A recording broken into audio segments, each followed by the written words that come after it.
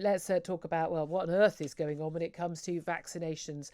A vaccination rollout to over 70s was supposed to, when we get our freedom back, as it was. We had to wait until many more younger people at far less risk to get their vaccinations. Then the rollout to 16 and 17-year-olds, healthy ones, just one jab, second jab, not considered to be safe yet. JCVI, the body that approves the rollout of vaccines, in a 3-hour meeting at the current time, no doubt discussing the front page of the Telegraph today, which has revealed that health officials in the NHS have drawn up plans to start vaccinating children as young as 12 from the very first week that schools go back in England. Well, that is next week. Looking at starting the child vaccination programme for healthy 12, 13, 14 and 15-year-olds as early as September the 6th. Internal emails seen by the newspaper sent by the NHS England's regional offices say trusts must have plans ready by 4 o'clock this Friday. This, by the way, would be vaccinations for disease, which is not a serious risk in any way to healthy children of that age. And it would be without parental consent. Well, let's talk about all of this with Dr. Renee Hoenderkamp, who's an NHS GP and a medical writer and presenter. Good morning to you, Renee. Morning, Julia. How are you? Well, I have to say, flabbergasted by this news. What was your reaction when you saw this front page story today? Do you know, I'm heartbroken, really, Julia. I really am, because I'm just heartbroken for the children, obviously, but also for the parents, because I think parents are under considerable pressure to do this. And I don't think they're being given all of the information to make the right consent. And now they're being told that actually their consent isn't needed. And I'm just, as a parent, my heart is just breaking. Yeah. And as a doctor, I just don't understand. No, exactly. I mean, again, I find it extraordinary. My child's 14 years old. She can't consent to buy cigarettes or alcohol till she's 18. She can't get a tattoo. She can't even get a piercing without my permission, but someone can jab her with a vaccine. Now, you and I, look, you're a GP, I'm a child of a GP.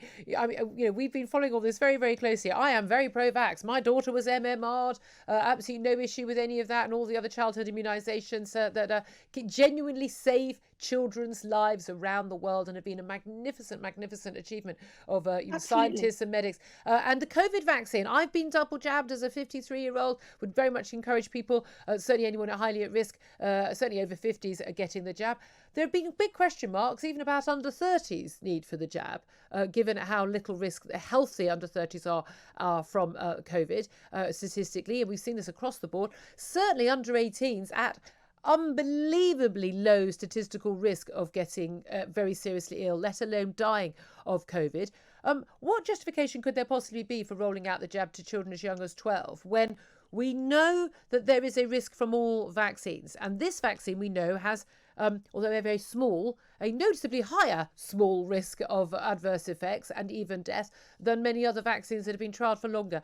We know there will be children who will suffer serious health problems as a result of getting the vaccine. When you roll it out to 5 million children, there will be, even if it's 1 in 50,000 serious adverse reactions or even death. We are going to see, undeniably, statistically, it's impossible that children will not die as a result of this vaccine rollout. So I'm really, really concerned, Julia, and I'm not sure. I mean, I think the justification that people will use is that if we vaccinate everybody in society, all the way down to babies eventually, because there are trials going on with babies, then we keep the viral load down. But I just don't buy that argument, because as with any medical procedure or vaccination or treatment that we give, we have to decide that the benefit of giving it to that individual is more than the harm that we might bring on them. Yeah. And we are already seeing, as you know, myocarditis. There's data from Israel that says that in 19 to 24-year-olds, it's about 1 in 10,000 are getting myocarditis, and in 16 to 19-year-olds, it's 1 in 6,000. Explain what that is. So myocarditis is an inflammation of the heart muscle, and there's plenty of evidence at the moment that this is happening because of the vaccine. Yes, it does happen if children get COVID sometimes, but at a much lower rate, and we wouldn't have injected it into their arm. So we wouldn't have given them myocarditis. Yeah. And frankly, the risk of a 12 to 15-year-old dying of COVID is 2 in a million.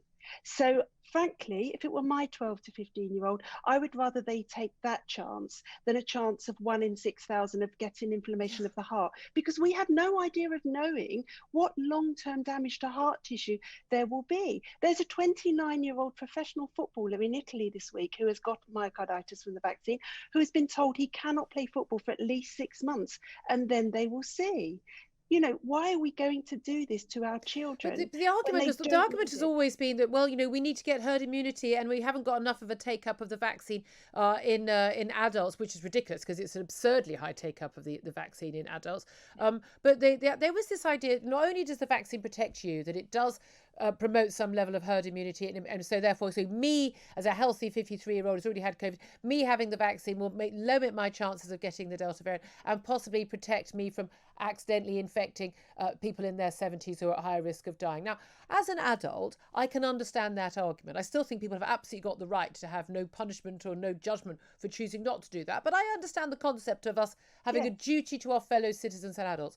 What I don't understand, and I'd love to get your thoughts on this, is the idea that a young teenager, a 12-year-old, has a duty of care to a 75-year-old or an 80-year-old who are at risk of dying.